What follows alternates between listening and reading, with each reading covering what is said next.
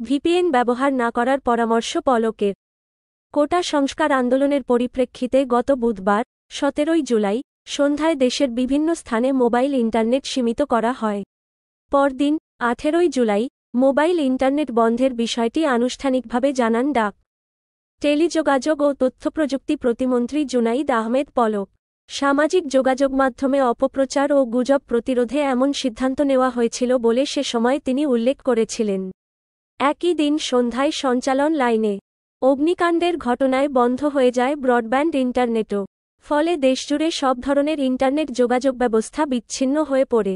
এমন প্রেক্ষাপটে গত মঙ্গলবার 23 জুলাই রাত থেকে পরীক্ষামূলকভাবে ব্রডব্যান্ড ইন্টারনেট চালু হয়। ব্রডব্যান্ড ইন্টারনেট খুলে দেওয়া হলেও এখনও বন্ধ রয়েছে সামাজিক যোগাযোগ মাধ্যম ফেসবুক, ইনস্টাগ্রাম, হোয়াটসঅ্যাপ ও টিকটক। সামাজিক যোগাযোগ মাধ্যম বন্ধ থাকায় অনেকেই ভিপিএন ব্যবহার করছেন। ভিপিএনের মাধ্যমে ফেসবুক, ইনস্টাগ্রাম, হোয়াটসঅ্যাপ ও টিকটক চালাচ্ছেন।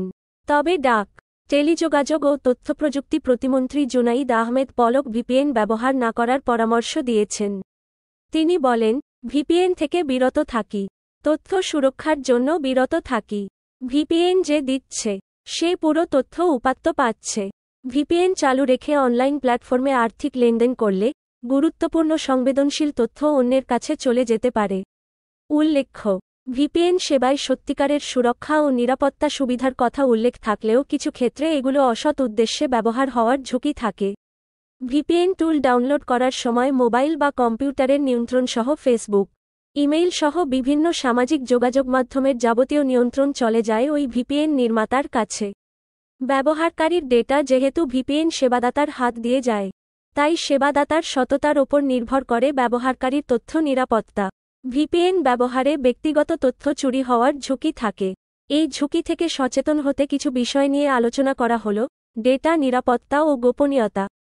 কিছু ভিপিএন পরিষেবা ব্যবহারকারীর অনলাইন কার্যকলাপ লিপিবদ্ধ করতে পারে। এই তথ্য বিক্রি বা শেয়ার করার সম্ভাবনা থাকে, যা ভিপিএন ব্যবহারকারীর গোপনীয়তা বিঘ্নিত করতে পারে। সব ভিপিএন পরিষেবা সমান নয়। কিছু নিম্নমানের ভিপিএন পরিষেবা ব্যবহারকারীর ডেটা নিরাপত্তা এবং গোপনীয়তার প্রতি যথাযথ মনোযোগ দেয় না। ইন্টারনেটের ধীরগতি কিংবা গতি কমে যাওয়া। ভিপিএন ব্যবহারের ক্ষেত্রে সবচেয়ে সাধারণ অসুবিধা হল ইন্টারনেট সংযোগের গতি কমে যাওয়া।